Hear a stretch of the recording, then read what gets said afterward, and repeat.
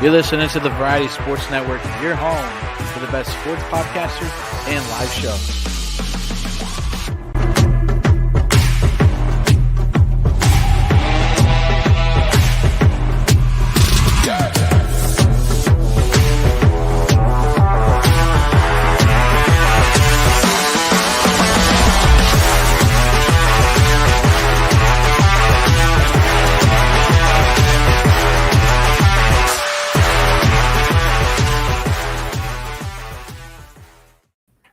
And we are live here joining you right after the Super Bowl, here to react right after a crazy ending of the game. People were saying at times it's just one of the, maybe where we did this rank in all-time rankings, then we had kind of a stuff indeed at the end there, but it is what it is.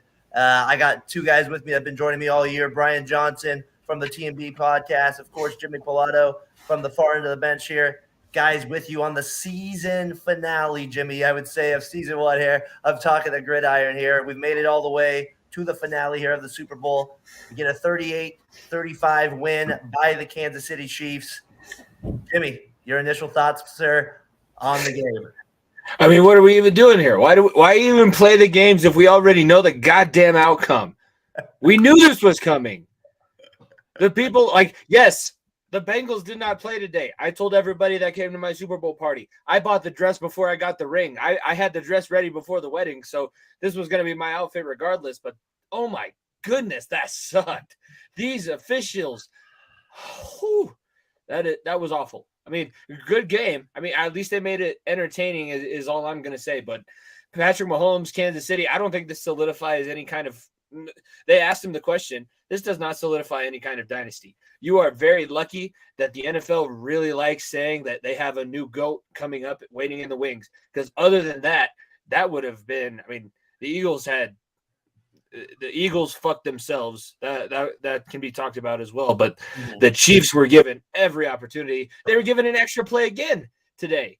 They have two extra plays on the way to a Super Bowl championship. I don't know how that's fair. Brian, your initial thoughts on the game? I'm sure you feel similar in some ways to Jimmy there.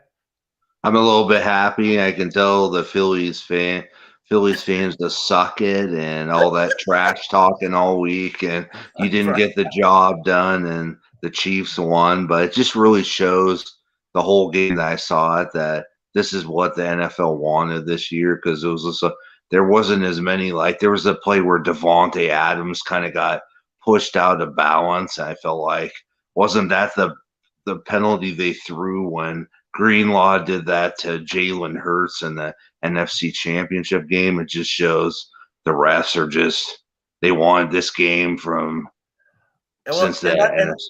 And that's the thing, is I always feel like, the refs are part of the deal here. It's always part of it. It kind of put a little sour taste at the end of that game there. With that said, I feel like there were a lot of big plays in this game. The Eagles get out to that, like we say, a hot start. They start out the drive. They get up 7-0. Boom, bada bang. Chiefs answer right there. And then we get that wild play with Hurts where he fumbles, gives the Chiefs life. The Chiefs set up the Chiefs offsides again. My gosh. It's like the one thing they don't do right is know how to line up on sides with a football field. Jimmy, there was, like I said, the officials were part of the game, but there were so many big plays, the A.J. Brown play, the Smith play. What do you think was maybe one of the turning point plays, just kind of stood out in your head, or maybe a couple of them there in this game? It's unfortunate, but I don't think of a play that was physical. Oh my goodness, how did that happen? Yeah. It was that holding call that they called on Philadelphia, giving the Chiefs the new set of downs. I get that there's going to be some level of contact, and that every play is going to have something that you can say, oh, this was definitely, a penalty. Yeah, that doesn't necessarily normally happen. But, I mean, you got the guy who's calling the Super Bowl, who is, until Tom Brady takes his contract at Fox, the number one voice of your sport for an entire broadcasting company, an entire broadcasting channel, saying that was – why is this going to affect the outcome of this game? This has been such a great game up until this point. That was an awesome blitz. The Eagles finally got pressure on Patrick Mahomes in the second half. Why are we giving the Chiefs a mulligan? And sure, there was contact. Sure, if that was a week 3 game, that should be called a holding penalty. But that is not the game. That shouldn't be the play that besides the Super Bowl. And that is what decided the Super Bowl, because at that point, the Chiefs had the ability to kneel. They had the ability to just take the field goal and knew that they were going to be able to run off of enough clock, at least make the Chiefs make the choice. They basically, that was as gift wrapped as you can get an end of the game call. And I've been hearing it all, like my entire Super Bowl party. We did have like my girlfriend included. So apparently she's a Vikings and a Chiefs fan. I don't know how that works out all that well, but my dad was like adamant. He was wearing his Chris Long Eagles jersey. That's as gift wrap as you can get an end of the game situation, because you don't even have to do anything. You took 2 kneel downs and then a 26-yard field goal. I mean, yeah, no. Harrison is like on my top of the hit list for next season's NFL.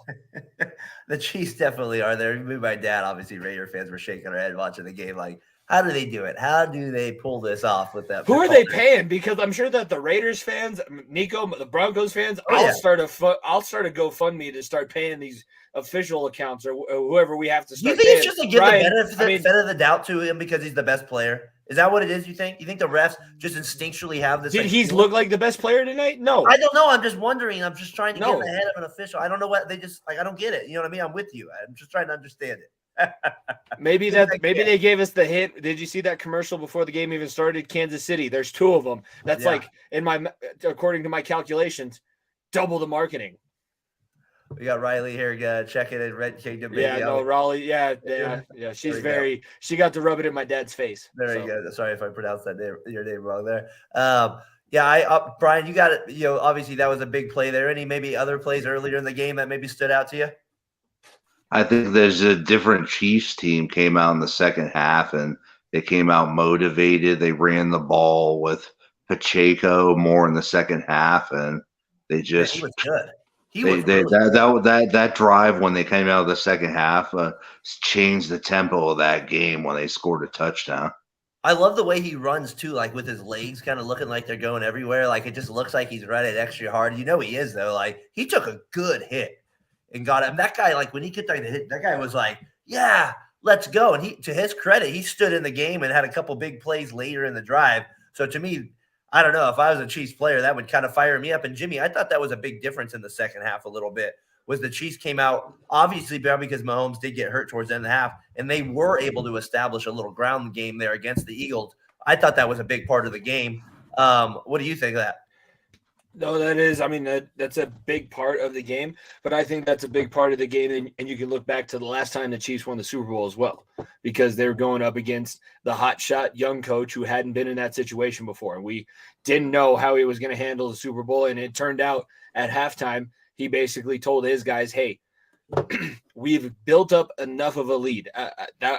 This is all I can assume. Obviously, we were not in the locker room, but it's the same conversation that I was having after the Chiefs beat the 49ers and talking about Kyle Shanahan in that game. Like you apparently went into halftime and said, "Okay, let's just play this thing. We built up a 14-point lead or a 10-point lead. Let's just not lose. Let's play this game not to lose. Let's go away from everything that's worked before, like our running game with our quarterback, being able to establish the line of scrimmage. Let's go away from all of that. Stop doing everything that works, and let's go and try and play not to lose." And when that happens, it's tough. I have to tell, we did qualify 3 of our wrestlers at the regional tournament, by the way, to the Colorado State Championships. But it's what I tell those guys, like, you have to wrestle to win. If you wrestle to lose, you will find yourselves in situations to lose these ball games. Let's go to the Eagles. Yeah, that's always been my issue with Shanahan. That's my doubts about him, is that I don't know. Like I found out after they lost that Super Bowl, they partied like they won it, and they always seem to think that they get to the game and then that's good enough. And I want to see more killer instinct out of Kyle Shanahan and the Niners in the future. Well, let's stay on the Eagles side of it. Let's go to the team there. Let's go to their point of it with the turning point of the game, Jimmy and Brian. I thought, Brian, that the Eagles, obviously they got off to a good start, like we said. I think from their point of view, like to me, that Brown play was spectacular. That was awesome. That was just an awesome play by a wide receiver in the air there. I just thought that was, just as good as it gets there. But then the big play was Hurts. He just fumbles it. He pulls a Josh Johnson, if you want to go Niners there. He just fumbles and gifts the Chiefs 7 points. They didn't, they earned nothing. They had to do nothing to get 7 free points. And at the end of a game like this, yeah, they got, the Chiefs are already going to get breaks, and then you give them 7 points like that. Brian, I just think that was a huge play right there. Yeah, I mean, it was just a real boneheaded play by Hurts, and I just don't know what he was thinking there. And you cannot give a team 7 free points, especially in the Super Bowl.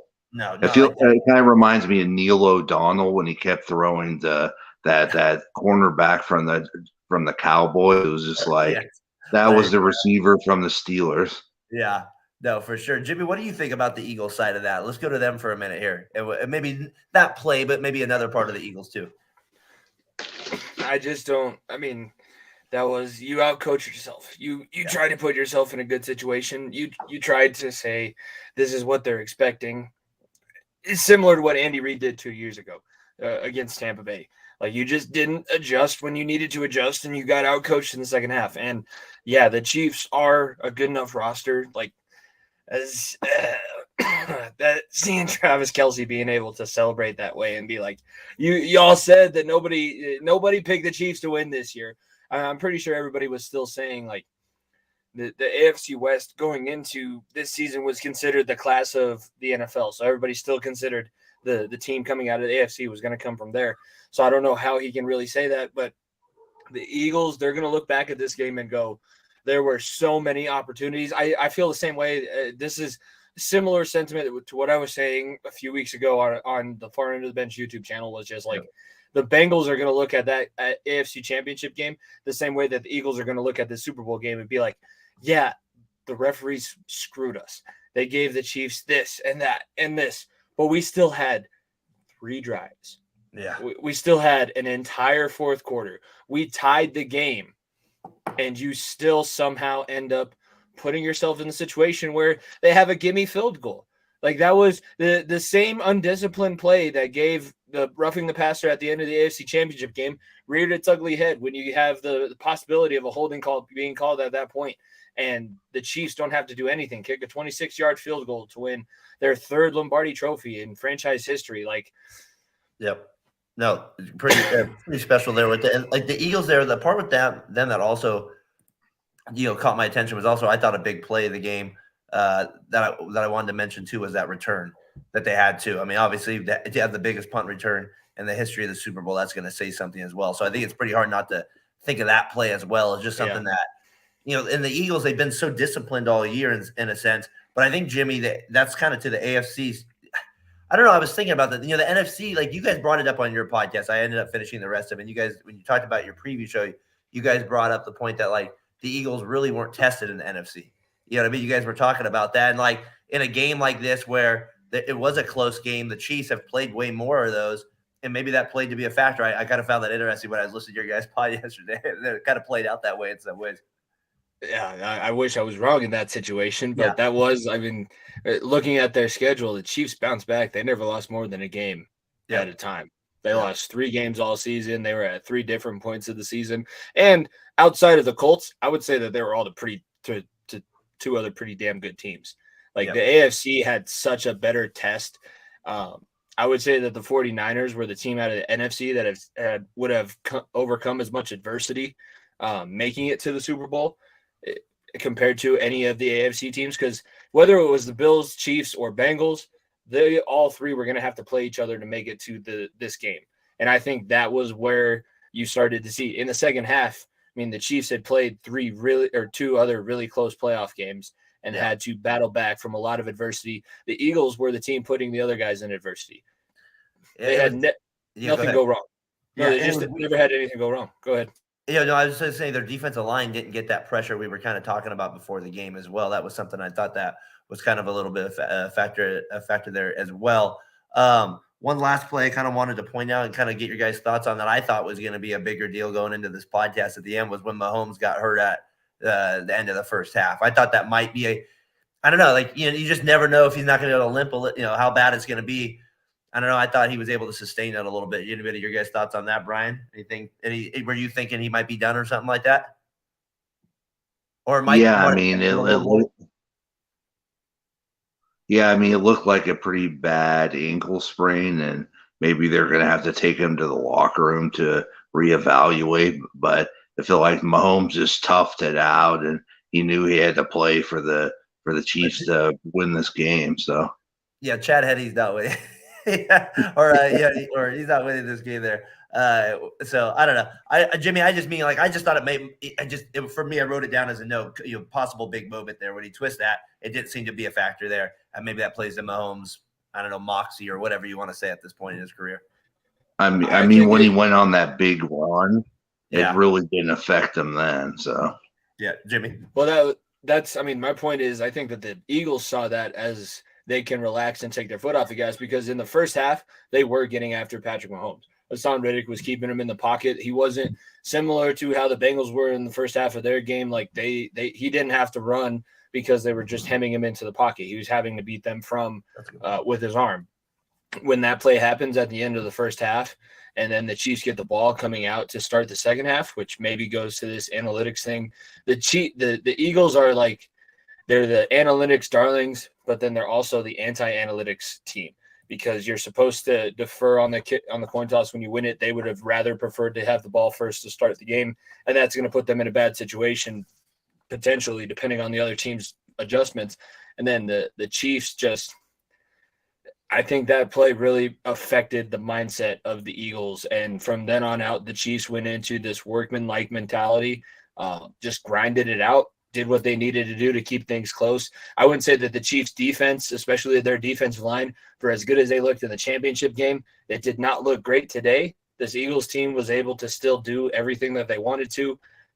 It came down to, I think, a lot of as good of a game as Eric Bieniemy called for the Chiefs offense. I think the Eagles offensive coordinator called pretty much as equally as poor of a second half, and they did not give themselves necessarily the chance.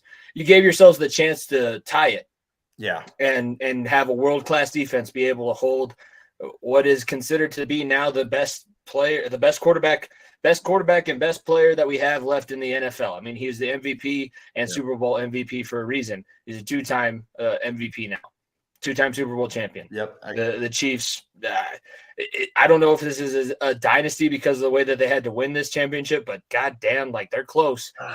Yeah, I'm going to get your guys' final take on that at the very end here. But real player of the game, I know Mahomes is the obvious one. You can go with him if you want. Maybe that we just talked about him. If there's somebody else that maybe stood out to you guys, it could be on the losing end as well. Somebody, I do want to point out, for me, Hurts is a player of the game for me, potential. I know he had that fumble, and that was the killer there. But I just mean player of the game in terms of there was something there that I didn't see from him when he was coming out.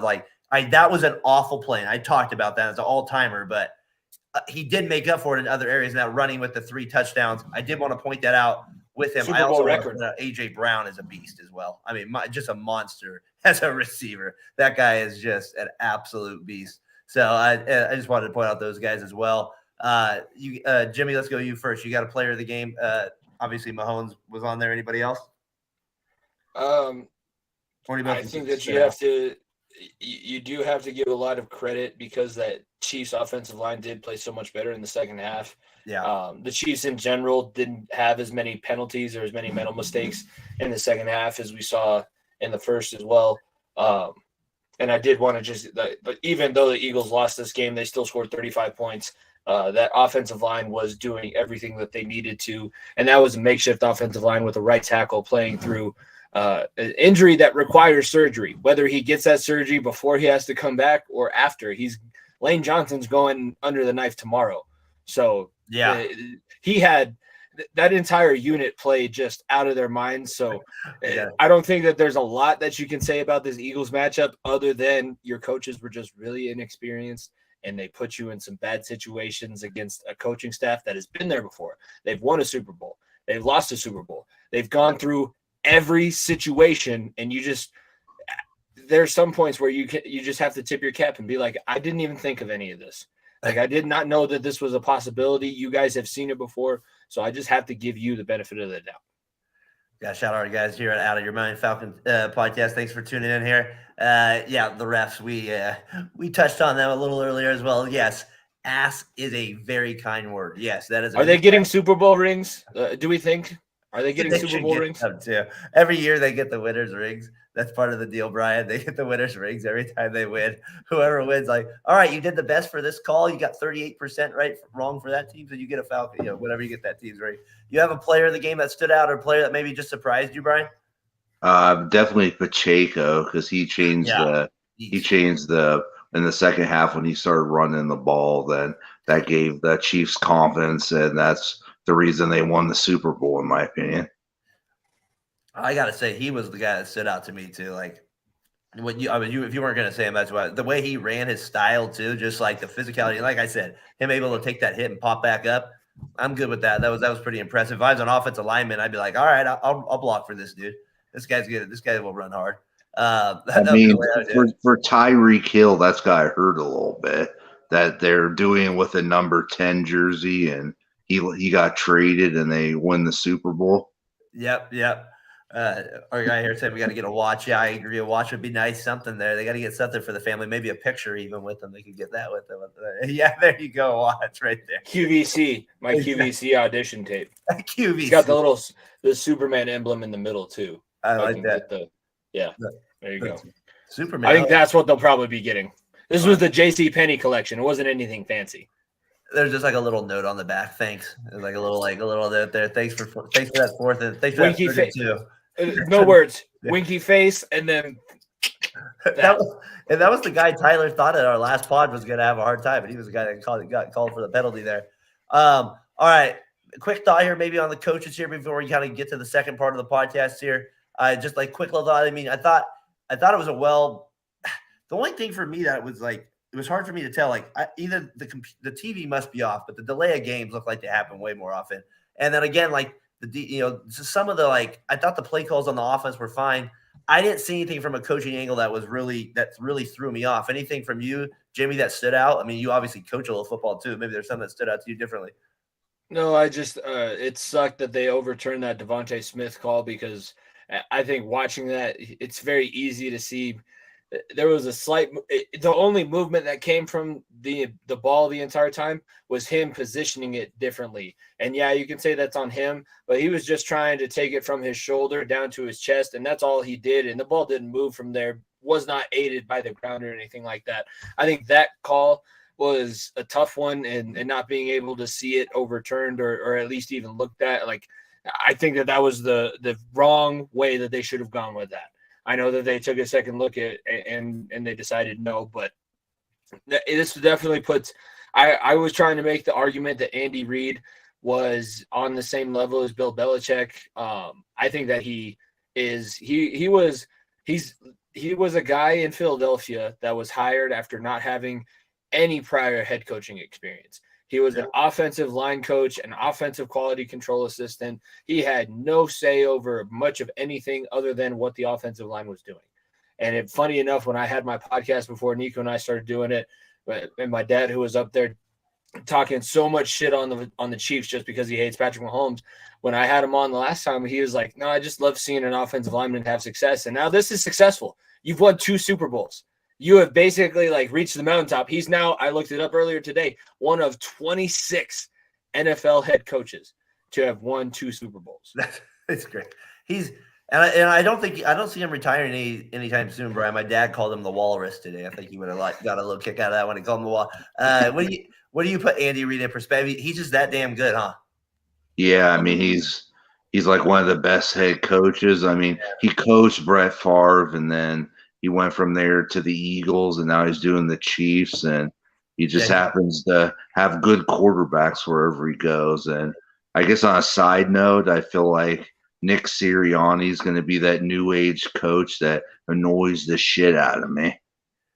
What did you make of them going for it on 4th down so much? I thought that was I wrote that down. I was like, man, they are so good at that quarterback sneak. I would do the same thing. Did you see my tweet, Jimmy? I called it their unreal at the Madden quarterback sneak. You just got to get a little, you can perfect it, right? The little 1 yard little punch there with the good Chris Jones even did, instead of submarining, he went over the top and caught Jalen Hurts head on. But AJ Brown was like, I cleaned 330 pounds. So 1st down.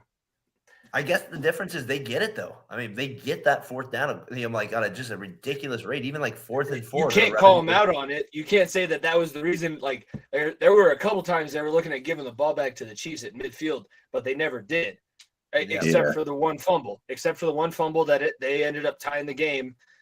I think honestly, if that play does not happen, I don't know what you guys' opinions are. I think that the deficit is higher than 10 going into halftime. I think that the Eagles at that point hadn't been shown to be slowed down. They didn't have their first 3 and out until the second half. They're probably at least getting a field goal. I think that pushes the margin, and we're talking about a different outcome at the end of the game here. Yeah, I would tend to agree with him. What do you think, Brian? Yeah, I mean, if they kept going at the pace they were going, it probably would have been almost a 2-touchdown lead at halftime for sure. That's why that fumble just by him was such a big play. Just 7 free points, right? You're going 21-7. You're just probably, it's just such a massive play. After Butker missed a field goal too. After Butker missed a gimme field goal. We do need to point that out too. You can't be missing 42-yard field goals. Yeah, not in today's NFL, at least. No. That used to be impressive. That's not impressive anymore. That's, like I said, I thought that was a gimme. I thought that was like a 32-yarder that he missed. I didn't realize it was 40-plus. That's still a gimme at this point with the kicker. You got to be making that at a Super Bowl. That you can't be missing those for your team. So congrats on Andy Reid getting that second Super Bowl, like we said. Obviously, like we said, one of the best coaches in the league. No shock there. We'll see where Sirianni goes from there. He said like he's kind of annoying, but his team just freaking scored this year. So mad props to them on it. All right, question of the week here. Where do you rank this game all time? I was talking to this guy online about it, trying to kind of figure out where it sits in history here. I was thinking it was going to be right up there with like that Steelers-Cardinals game, but then that play at the end of the game, it just ruins it for me. It totally sends it down on a farther list. I thought it had a little bit more potential. I'm talking more since 2000 to get to recent good history of games. That one put a big if at it at the end. Do you guys have any feeling towards this game? And it was a pretty quality game, I thought, for the most part, Jimmy. Yeah, it's not. I mean, it's not going to be outside of the top 20. Yeah, if we're just talking since 2000, but it doesn't come close to that Titans-Rams matchup that ended on the 1-yard line. It doesn't come close to the interception between Seattle and New England. Like plays. Unfortunately, when that penalty was called, we kind of knew how this game was going to end up. You got robbed. There was no high emotion, high intensity ability for anybody to really affect the play. There was no quote Malcolm Butler effect that you could have on the game today. So I think that it's definitely within the top 20, but I don't think that it cracks. It was crap. Little. If you remember from the pregame show, my little that was the crap that was going on. It doesn't crack the top 15. It doesn't crack the top 10 or the top 15, in my opinion. Yeah, no, I don't think so, Brian, either. I think that play just ruined it. Yeah, I agree. It's not going to be considered like one of the most memorable Super Bowls ever for sure. No. It's probably going to be like, most people might forget it even got played. Maybe it's like the 1995 Super Bowl in Arizona at the same time, Cowboys, Steelers. If Neil O'Donnell hadn't thrown all those picks, I think it would have been a closer game because if they kept running it with Bam Morris, I don't know why Bill Cowher went away. That's a name. I love it. You're talking about running with a guy. How can you not be Bam Morris and be a running back? That was written on your birth certificate. You know what? You're going to be a skinny wide receiver. No, that's not what's going to happen. Your name's Bam. Sorry, you're going to be a big running back there or a fullback. That's funny. Tank. Yeah, you don't have any tanks that are like your skinny receivers or anything. All right. That was our question of the week there. Let's keep it moving, guys, into our 2-minute drill here. We're into the kind of the third quarter here of the pod. Like we said, we kind of talked about the rest a little bit more on it. My final thought with them, Jimmy, is this. Let's put a bow on it because we're not going to be doing the pod here for a while. We talked about it this specific game. What does the NFL do, if anything? Like, is hiring them full-time do anything? Or are these calls just still inevitable? Then people are going to be like, you're paying these guys the whole year and they still can't pull this crap? Do you add extra officials? I'm just like you said, this is a disappointing end to a great game. So and we've had this in the NFC Championship. We've talked about this before. Your thought, what can they do more than like this moment of the game? Yep. I honestly think that they have it so split between subjective and objective rules. I don't know. I mean, I had a team right on the Yeah. sideline. Yeah, and two, like going back to my argument about the AFC Championship, the subjectiveness of the call on that Joseph Osai play, their feet got tangled up. If you watch that play again, he didn't even really touch Patrick Mahomes' shoulder pads. Their feet got tangled up. Patrick Mahomes took a dive, and that was what caused the penalty to be called. But objectively, that is how you're supposed to be calling that penalty. So I think there is a lot of interpretation in the rule book that there would need to be taken out. And I think back, like, we're obviously Avalanche fans. We watched the Avalanche go all the way through the playoff run last year, winning the Stanley Cup. And there was a lot of different times that I can think of, like they were saying, oh, the officiating did this or they didn't call this. The thing that I love about playoff hockey is normally one team gets a penalty in the first period and they go on a power play. Another team gets a penalty in the second period. They go on a power play. In the third period, especially towards like the elimination games and the cup clinching games, the referees in the third period, basically they go, okay, oh, and they swallow their whistle and just let the people that are actually within the game take care of things. Maybe the NFL needs to adopt that. You can have a call and a makeup call or a call and a makeup call. But once it gets to the fourth quarter, why not let the world-class athletes that we're seeing decide these games? Juju Smith-Schuster, yeah, sure. Technically, that was a hold. But you did not do dick to get off the line. You didn't do anything to beat that guy that was covering you. You were literally just hoping that the referee saw you and threw his flag. Let's make it so that everybody's aware. The referees are basically taken out of it in the fourth quarter. Figure it out. Because I think, that's kind of the mindset they adopted in the AFC Championship game, where you're not calling the holding penalties or anything like that. No hands to the face. But you got to fully commit.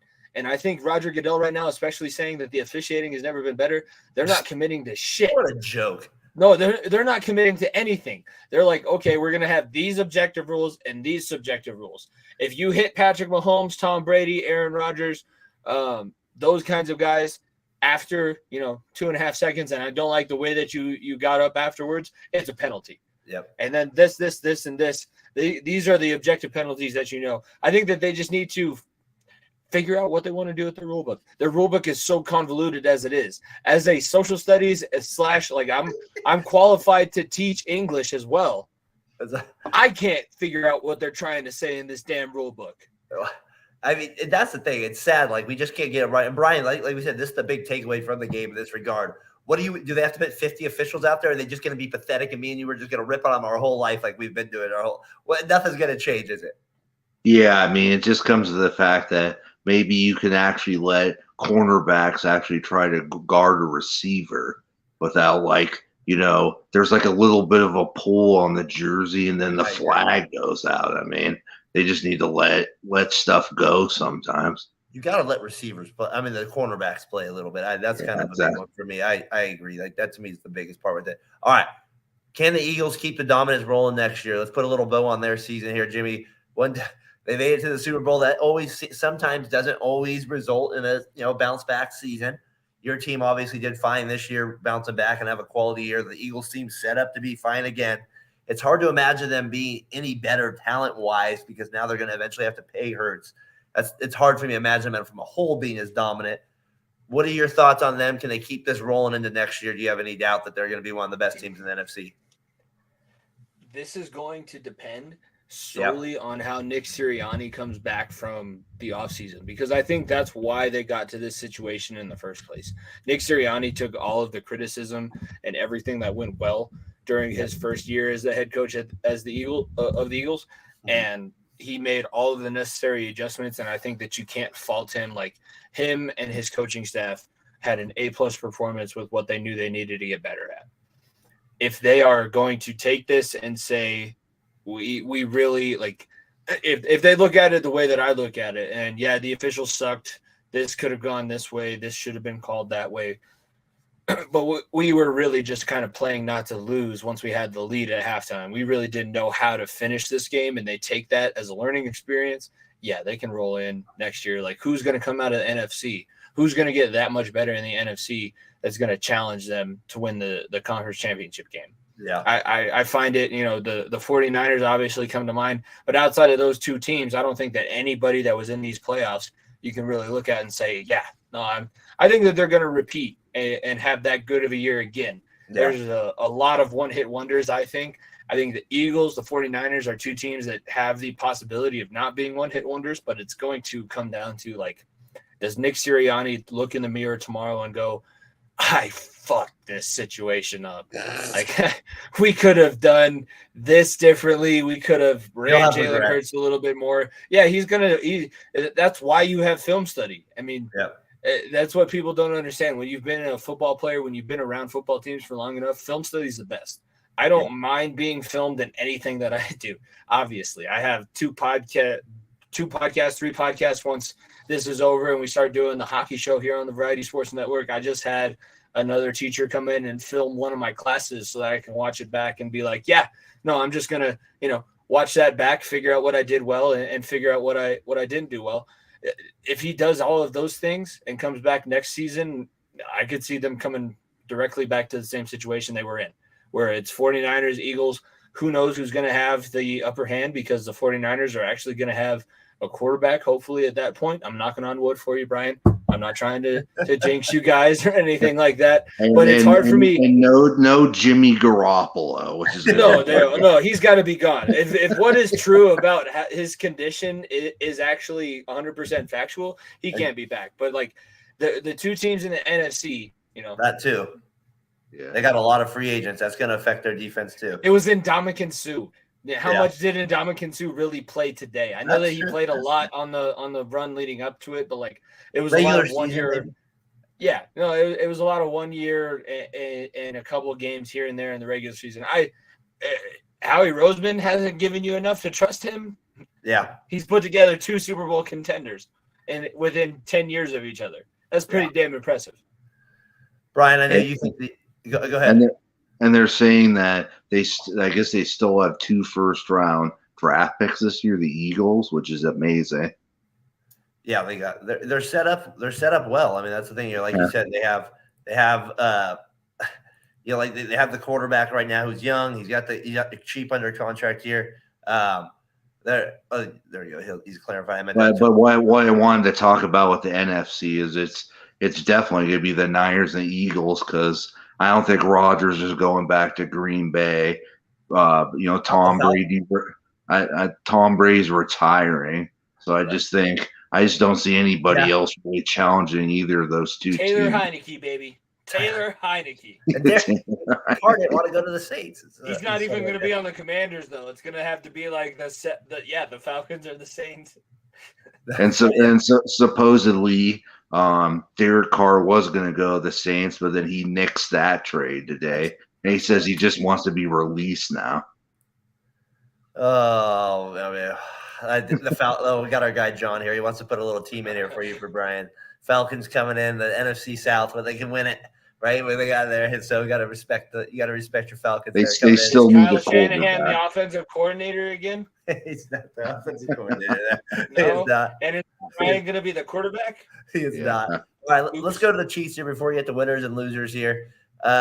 Jimmy, let's put a little perspective in here. All right, final kind of little segment here before you get to it. Like I said, winner Chiefs, congratulations, whatever, you get your win. They're the champs of our first year doing Talkin the Gridiron here. Mahomes and Kelsey coming into the season were always a big deal, right? Oh, you got to stop them. But again, the opening drive, Kelsey gets open. It's just unbelievable to me, just this chemistry these guys have in big time games, and just how they just have such a feel where they're supposed to be in a trust. And then the Chiefs, like we said, made 5 straight AFC champions. Yeah, they didn't win it, maybe them consecutively, but they're always there. They've made now 3 Super Bowls, 1, 2. Yeah, it makes me sick as a Raiders fan to say that, but I mean, where do we kind of put them now in perspective? I guess now with 2 world championships. It's probably just because I've been coaching wrestling for so long, but this is another lesson that we try and teach. Just being able to roll through adversity and roll through situations. And it's because these guys played multiple sports and multiple positions growing up. Travis Kelce wasn't some tight end specialist that was learning how to block and learning how to get open. he came into college, had that situation there at Cincinnati, and then had to learn how to become a tight end. But having that knowledge from the other position really helps you, especially when you're communicating to this quarterback who came out of a system. Remember when Patrick Mahomes was drafted from Texas Tech, the air raid system was not successful in the NFL. It could not be used. That was the biggest kiss of death. People thought that Andy Reid at that point was the biggest moron for wasting the number 10 overall pick on a guy named Patrick Mahomes out of Texas Tech. And I think, you can't say anything other than what they did, what they built, the chances that they took, being able to snag a guy like Kelsey, and being able to have a guy at the helm like Andy Reid who could then look at another guy that he's drafted into this NFL league in Jason Kelsey and go, is this guy going to be a headache for me? Is he going to work as hard as I need him to work to become the greatest tight end in NFL history? Or is he going to screw me like he screwed over your college coaches? And for him to honestly answer, what Jason Kelsey said is basically launched what is the greatest tight end career in the history of the NFL. Yeah, no doubt. And Brian, what do you think about? We've ripped on him a lot, but let's give him their kudos here. What do you got? Chiefs, Mahomes, Kelsey, the whole organization. They just, I don't know. Are they going to be there again next year? Are they the favorites now again to repeat? Yeah, I mean, you would have to think that because going into this year, he loses Tyreek Hill, and people have question marks about him, and it just doesn't matter. He just continues to do what he's going to do, almost throwing for 5,000 yards in a season. So, man, I gotta think these teams. I gotta think the Bills, the Bengals, even the Jets. They got to be so hungry. I expect. Yeah, I expect them pumping iron right now. I expect them in the gym, out there on the field, running routes. You gotta. I mean, if there was a team, like just thinking sports wise, competitive as even like pickup ball, this would be a team that has you in the gym doing extra reps at all freaking time. That's what I would think for if I was these guys. And maybe if you're the Bills, don't go conservative. And I didn't get that offense they ran the divisional round. I'm still confused at this point. Yeah. So you're talking to a guy who beat them in the divisional round, and I still don't get it. Like, no, and this too. Like, play your starters in the goddamn preseason because both of these teams played their guys so that they can get their body clocks ready and everything going. And scrimmage, take advantage of your ones-on-ones reps. You don't get that many times where you're going live, but I will tell you, going live and figuring out how to be creative in certain fucked up situations, that's what won the last few Super Bowl champions their Lombardi trophy. And I think that's what's been the detriment of the teams that haven't won it. I don't think the Eagles had enough practice in, being down and having to force that stress level to go up, and you have a really easy playoff run. You just have to go as hard as you can against the best guys that are on your team and figure out how to just play through it, how to play football through it. Be an athlete, figure it out. We pay you millions and millions of dollars, not because you're this talented, but because you can overcome these other certain factors that we can't control. And I think that the Eagles are going to start to have to learn to figure that out. I think the 49ers are a team that are going to have to try and learn to figure that out. And, the teams over in the AFC, the Bills and the Bengals too. If you want to beat this Chiefs team that has learned how to mold and overcome whatever adversity you throw their way, you're going to have to put yourself in those deep waters. Like, take yourself to the brink of thinking that it's too much. And then you're going to come out the other side and be able to actually compete and win these championships. And does Rodgers pull a Favre and go to the Jets? Yeah, does he pull one there? He goes there. You never know if that happens. Last thing I want to say with the Chiefs, though, real quick, the Kelsey thing here. Kind of like Brady, I think with Gronk, how he kind of started to age a little bit there towards the end. Like, we kind of started to see Kelsey banged up a little bit this season. I'm just kind of curious to watch him moving forward into the future. He's obviously a great receiving tight end. Injuries do play a factor at that position. I know hitting's not as big a factor, but he does have a back issue. Sometimes that lingers a little bit. So that's going to be something I'm going to be an early little note going next year. Probably will be nothing at all. Just something I'm keeping in the back of my mind with it. And Mahomes, just, my gosh, can you let somebody else get something? My gosh, just leave them a little break there. That's all we're asking. They're just one. And the refs, help us out a little bit. They don't need any extra help. They don't need any. They don't need you just because you can get a watch like we talked about earlier with a Superman logo in the middle of it with the logo. We don't need you helping them out. It's not necessary. So please stay away. For the 8 viewers that are here with us right now, you probably agree. Great game. Referees do better. Let's go. Step up. You need to be better at what you do. It's ruining the game at moments. We're all going to watch it, but it's pathetic. That's my rant. Sorry about that, anybody in America. But we're only on Talking to Gridiron. Probably about 8 more minutes here. So we got a little bit left here. Last part of the show here, gentlemen. Brian, let's go with you first in this part of it.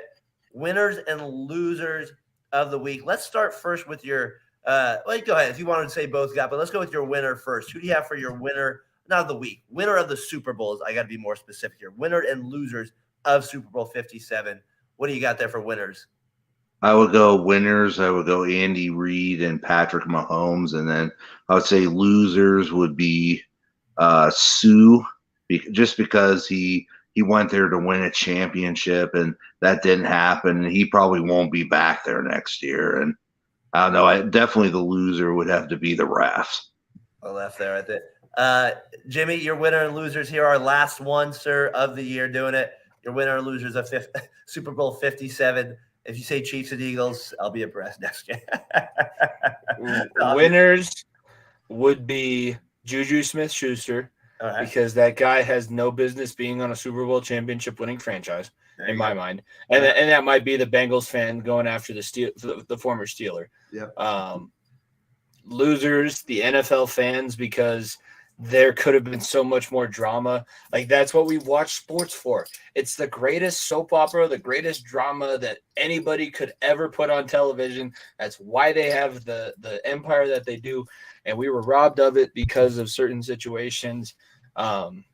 I'm very interested moving forward into the offseason. I know the three of us are going to have different podcasts coming out during the offseason. Like, How is the NFL? We know that Roger Goodell is saying these things because he has to keep his stockholders and shareholders healthy and paying the money that they need to. But there's going to be some meeting. There's a meeting with Tony Romo last season. Yeah, dude, you fucking suck. People hate listening to you. Let's clean it up. Otherwise, you're going to be gone. They're going to have to get all of the refs together. If we pay you full time, will you promise not to fuck up? Will you promise to do good? If you promise to do good, maybe I can offer you a full-time contract. But there's going to have to be that addressed. But no, obviously, the combine, the draft. Yeah. The NFL is a 365-day-a-year beast that needs to be fed. And we're going to also get both spring leagues, so the USFL and the XFL coming up. If those turn out to be entertaining, why not? Let's bring Talking the Gridiron for the XFL and the USFL at some point. But that's what I'm focused on. And, another little Avalanche repeat run. That wouldn't be the worst thing in the world. In my world, at least. Yeah, no, that wouldn't be bad at all here. I got my last part here, winners and losers. I got a few here. I always got QB sneaks I had. Hurts, Mahomes showed up. The national anthem I thought was well done. And then Pacheco, those are my winners. Those are my 4 winners for the game. Funny you mentioned the national anthem under by 0.3 seconds. Yes, I saw that. We literally recorded it just because of you. He did it, Jimmy. Barely. You even called it the country singer, but man, he took it all the way to the limit. I wonder if he knew. It looked like he knew. But then I was also how I convinced, because I did at my party. I was over under on the national anthem. Well, what do you mean? Here's what I mean. And then I had to go through the whole spiel. But my brother's oh, it's Chris Stapleton? It'll definitely be under. And I go, listen, how many Chris Stapleton songs do you know that are less than 3.5 minutes? And he goes, you're right. But then he forgot, oh, yeah, there's only so many lyrics written into the national anthem. It's not like he can drag it out into an 8-minute long. It's just fun to mess. The psychology, the sociology side of my brain. I just love being in situations where everybody's drinking, everybody's on high alert, and everybody's on edge, because that's just fun for me. Yeah. And he got to 1:48 and the song ended, and I was like, man, he really took that long. He took it all the way there. So those are my winners. Pacheco, like I say, QB sneaks, hurt Mahomes. They show up to MVPs. Losers, I got Chiefs offsides. I mean, that's the one negative, I guess, on your team. You guys need to learn how to line up properly still. That'll be important there. We talked about the refs enough. The Chiefs kicker, you can't miss any field goals in a Super Bowl there. And the field turf, I thought they mentioned that quite a bit. The painting, you got to get some better paint apparently on the field. So loser, the paint job on the field. They mentioned the slippage there, more than enough there. So that's what I got. And I got my other little bonus winner here, Jimmy, for us. So I want to shout it out. Like I said, it is our last podcast of the year here on Talking the Gridiron. Probably do something maybe around the draft. But like I said, I want to give a shout out to a lot of the guys that joined us this year. It was our first year doing it. Me and Jimmy really had it worked on the pod together. It's our first kind of thing. And Jimmy, I thought as the year went on, Brian, you were able to join in with us. Rev a few times. Tyler, I got on there. DA, Logan, Josh, Nico, John. For I don't want to leave anybody else. Hopefully I mentioned everybody there. But I just want to thank you guys all for making this a really good experience, especially for me on the show. Our first year doing it here on Variety Sports Network. We had as many as 15 people in there the other night. That was really awesome. People commented in there. So, Jimmy, thank you. Thank you for doing this with me, man. You're part of the winner of the week, I guess, this week as well. So I'd say this was a good little cap to the end of the season. I just want to say a little shout out to those guys as well, and I'll kind of give you a thought on them as well. So go ahead.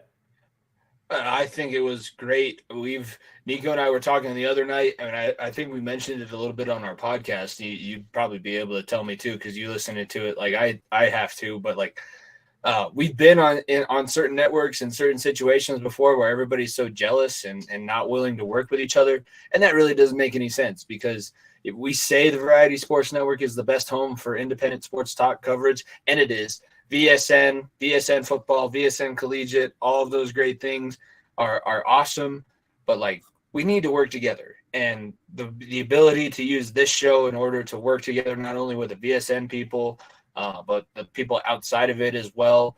And yeah, it was cool for me. I mean, I'll be selfish, like having Nico and Rev on at certain points during this season. That was really awesome, because those are two guys that I've been through a lot with. Yeah. So it's for me to sit here, like I'm in my parents' basement. It's post Super Bowl. I've been doing a sports podcast for almost 3 years now. I've covered 3 Super Bowls on this show, and it's every year it just gets more and more fun. And I keep thinking, like, coming back, it's not going to be as much fun as it was last year, and it is. And that's a credit to the people watching right now. It's credit to the people who watch afterwards, and it's credit to VSN, like, you know, guys like you guys. Tyler made me feel a little bit out of place on the other show, so I'll try and return the favor. But like, yeah, no, we really appreciate all of the Variety Sports people, and Darren, Brian, Tyler, Brandon, Josh, Logan, like those guys. It's been a very enjoyable experience coming from people who have been in a very bad situation. This is, you know, one of the better situations we can be. And yeah, Bengals versus Falcons. We could talk about that game all day. I love talking about that game. Please. And yeah, I like listening to you guys too as well. Out of your Falcon mind, check those guys out over on the Variety Sports Network. Yeah, no, absolutely. And Brian Johnson, obviously I've known you over 30 years here. So thanks for, man. I obviously know you know your football here. So thanks for jumping on, and you joined Variety Sports with TMB. Thanks for jumping on almost here towards the end of the week. It's not always easy on a Saturday night. So big shout out to you, my friend, and joining us this year. It made the show better for sure. Yeah, I appreciate it. I've had a lot of fun this year, and because of this, now me and Tyler do a T&B podcast, and we went on a run and almost went undefeated, but lost the NFC Championship game. Almost is the keyword there, my friend. Almost is the keyword. I do it, but Brian, I appreciate you that for sure. And like I said, Jimmy, Tyler said it well in that last week. You guys do it really good, and this you guys are one of the best at it. And we look up to you guys doing it for sure. So, Talking the Gridiron, that's season 1 in the books, gentlemen. Jimmy Pilato, been with me the whole season. We will see you next year, boys, during the draft. Till then, peace. Peace. Hey, everybody, this is Brandon, CEO of the Variety Sports Network. I just want to say a quick thank you for watching one of the shows here on the Variety